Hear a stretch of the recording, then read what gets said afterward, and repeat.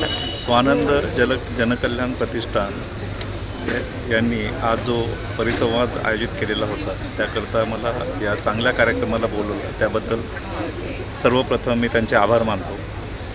आज या ठिकाणी पाटवदकर मॅडमने जो कथांबाबत जी काही अभ्यास केलेला आहे आणि त्याची सविस्तर पूर्ण भारतभर कसा प्रचार आणि प्रसार झाला आणि सर्व जगामध्ये कशा कथांचा आपल्याला त्या कथा परिवर्तित होऊन सर्व जगापर्यंत पोहोचल्या।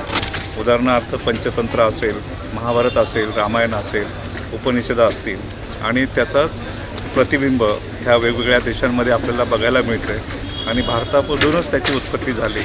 अशा प्रकारचं जे व्याख्यान दिलं ते निश्चितच सर्वांच्यासाठी एक प्रेरणादायी अशा प्रकारचं कथा त्यांनी सांगितल्या, त्याबद्दल त्यांचेही मी मनापासून आभार मानतो आणि अशा चांगल्या कार्यक्रमाला माझ्याकडून शुभेच्छा व्यक्त करतो। धन्यवाद।